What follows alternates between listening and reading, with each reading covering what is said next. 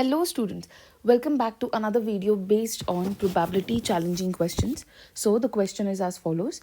You drop a die at random on the rectangular region shown in the figure. What is the probability that it will land inside the circle of diameter 1.4 meters? Now as you can see here, यहाँ पे आपको side में diagram दिखाया गया है. Okay तो अब इस डायग्राम में हमें क्या पता चल रहा है कि एक रेक्टेंगुलर रीजन है.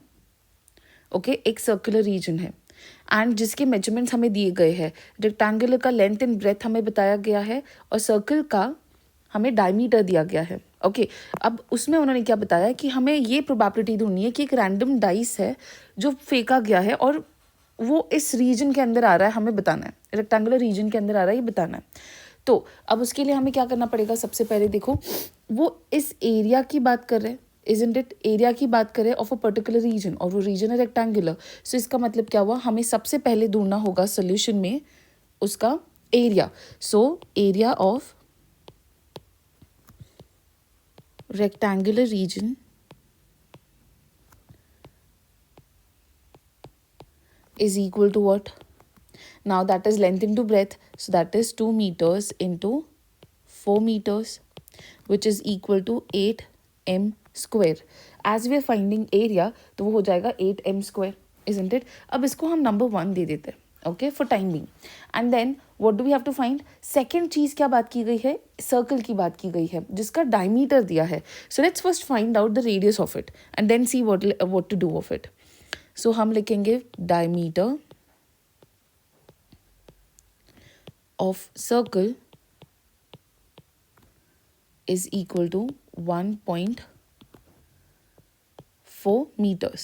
Now we know the diameter of 1.4 है, तो अब उसमें हमें क्या करना है, रेडियस निकालना है. Sorry, radius is equal to क्या होगा, diameter divide by 2. That means 1.4 divide by 2. तो अब यहाँ पे स्टूडेंट्स डेसिमल अगर होता है सामने आपके और आपको डिवीजन करना है तो बहुत डिफिकल्ट हो जाता है, इजंट इट? थोड़ा कॉम्प्लिकेटेड लगता है और नर्वस हो जाते हो. तो बेसिकली आपको क्या करना है, इस डेसिमल नंबर को भूल जाना है कि ये डेसिमल पॉइंट यहाँ पे दिया गया है. सो आपके लिए अभी फिलहाल में नंबर है 14/2. तो 14/2 मतलब क्या हो गया, 14 डिवाइड बाई 2 का आंसर आता है 7, isn't it? बट एक चीज़ ध्यान रखना कि अब टाइम बीइंग के लिए हमने इस डेसिमल को भूले थे, अब वापस इसे लिखना तो पड़ेगा. तो अब एक जंप लेकर यहाँ पे आ रहा था डेसिमल, isn't it? यहाँ से हमेशा स्टार्ट करना है एंड ऑफ द नंबर. तो कितने जंप्स है, 1 जंप है. तो 1 जंप इज इक्वल टू 10, ये याद रखना. तो एक जंप है तो यहाँ भी एक जंप ले लेते हैं. तो क्या हो गया, यहाँ पे दे दिया और यहाँ कुछ नहीं मतलब 0. सो आपका आंसर आ गया 0.7. isn't it easy? Okay so ये क्या था, मीटर्स. डायमीटर का हमने रेडियस भी निकाल दिया डायमीटर की मदद से. अब हमें क्या करना है, सर्कल की बारी है. सर्कल में एरिया ही पूछा है उसका भी, तो एरिया ऑफ सर्कल निकाल लेते हैं. Area of circle is equal to what, pi r square. तो अब पाई क्या है, तो उन्होंने मेंशन नहीं किया है तो हम खुद से अपना लिख सकते हैं, दैट इज 22/7. नाउ सी मैं लॉजिक क्या यूज़ करती हूँ कि अगर रेडियस 7 का मल्टीपल होगा तो मैं 22/7 लेती हूँ. ओके इसका मतलब क्या, अगर क्वेश्चन में आपको बताया नहीं गया है कि पाई का वैल्यू क्या लेना है, तो आई यूज़ दिस ट्रिक कि अगर रेडियस 7 का मल्टीपल है, मतलब 7 का कोई भी नंबर है मल्टीप्लिकेशन टेबल में, तो हम 22/7 लेते हैं बिकॉज वो कैंसिलेशंस में ईजी पड़ता है. Okay so 22/7 into 0.7 into 0.7. तो अब इसको सॉल्व करते हैं. अब इसको सॉल्व करने में अगेन क्या होगा, डेसिमल नंबर को आप भूल जाओ कि यहाँ पे डेसिमल पॉइंट है. ओके तो क्या हो गया, 7 1 जा, isn't it? तो कर लेते हैं कैंसिलेशंस. तो क्या हो जाएगा, 7 1 जा. बट यहाँ 1 आया, बट यहाँ तो डेसिमल पॉइंट है जो टाइम बीइंग के लिए भूले थे. तो अब हम क्या करेंगे, इसको 1 जंप लेंगे यहाँ पे और डेसिमल पॉइंट दे देंगे. तो क्या हो गया, देखो डेसिमल पॉइंट दे दिया एंड कुछ नहीं मतलब 0. तो अब हमारे पास नंबर्स क्या बचते हैं, 22 इंटू 0.1 इंटू 0.7. अब यहाँ भी सेम करना कि 22, 1 और 7 ऐसे नंबर से आपको समझना है. मतलब क्या कि आपको डेसिमल जो यहाँ पे पॉइंट्स है इनको भूल जाओ और रैंडम कैलकुलेशन करना है, दैट इज 22 इंटू 1 इंटू 7. तो आपको आंसर क्या आएगा, 22 इंटू 1 इंटू 7 मतलब क्या हुआ, 22 into 1 is 22, 22 into 7 becomes 154. Okay but अगर जैसे आपने देखा कि यहाँ पे हम कुछ डेसिमल पॉइंट्स थे जो भूल गए थे टाइम बीइंग के लिए, तो उसको वापस लिखना पड़ेगा। कितने जंप्स है? 1 और यहाँ पे है 2, तो टोटल है 2 जंप्स। तो अब हम वो 2 जंप्स लेके और देखो क्या होता है 1 एंड 2, तो मतलब हमारा डेसिमल पॉइंट यहाँ आएगा। ओके स्टूडेंट्स, तो देखो मैं लिख लेती हूँ 1.54, ये हमारा आंसर आया एरिया ऑफ सर्कल। अब एरिया निकाला तो हम उसको यूनिट दे देंगे, दैट इज मीटर स्क्वायर।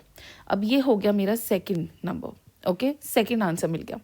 अब उन्होंने क्या पूछा है कि ये बताना है हमें कि बेसिकली पूरे इसमें प्रोबेबिलिटी क्या है कि एक जो डाइस था वो रैंडमली फेंकने पर अगर रेक्टेंगुलर रीजन में गिरेगा या नहीं, ये हमें बताना है कि कहाँ पे गिरेगा सर्कल के डायमीटर में। What is the probability that it will land inside the circle of the diameter, ये जो रेक्टेंगुलर रीजन है इसमें कहाँ गिरेगा। बट उन्होंने स्पेसिफाई किया है कि ये प्रोबेबिलिटी हमें ये निकालना है कि ये सर्कुलर रीजन के अंदर ही कहाँ गिरेगा, इसका प्रोबेबिलिटी बताओ। तो मतलब क्या हुआ, उन्होंने पूछा क्या है हमें, सर्कुलर का। तो स्टूडेंट्स एज मैंने प्रीवियस रिकॉर्डिंग्स में बताया था कि जब आप एक फ्रैक्शन लिखते हो, ठीक है, तो फ्रैक्शन में डिनोमिनेटर होता है और न्यूमरेटर होता है। न्यूमरेटर क्या होता है, पार्ट होता है, और डिनोमिनेटर क्या होता है, एक टोटल नंबर होता है, इजंट इट। तो हमारे इस फिगर में आपको यही ध्यान रखना है कि प्रोबेबिलिटी का कोई भी क्वेश्चन आप सॉल्व करो, हमेशा आंसर फ्रैक्शन में एंड होता है, इजंट इट। तो आपको ध्यान रखना है कि डिनोमिनेटर हमेशा एक टोटल फिगर होता है और न्यूमरेटर उसका एक पार्ट। तो यहाँ पे स्टूडेंट्स टोटल फिगर क्या है, रेक्टेंगल, और पार्ट क्या है, सर्कल। तो हमें पता है कि प्रोबेबिलिटी ढूंढने के लिए हम क्या करेंगे, probability of event A is equal to क्या, area of circle upon total कौन था, एरिया ऑफ रेक्टेंगुलर रीजन।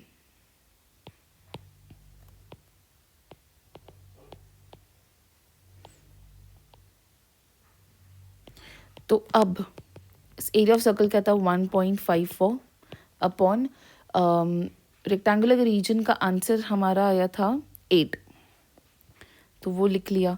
अब इसको सॉल्व करना है। अब सॉल्व कैसे होगा, अगेन देखो डेसिमल को भूल जाओ, डेसिमल के जम्प्स कितने थे, 1 एंड 2।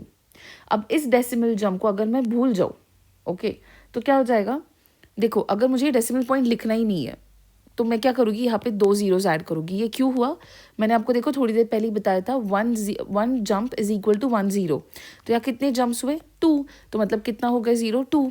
तो देखो इसको मैंने कैसे लिख लिया, कन्वर्ट करके 2 0 लिख दिए। ओके, सो अब ये इजी है हमारे लिए कैलकुलेट करना। तो हम देखो 2 के टेबल से कैलकुलेट करके देखते हैं, क्योंकि हमें पता है कि इवन नंबर्स है इन दी एंड 4 और 0, तो हम 2 के टेबल से कर सकते हैं।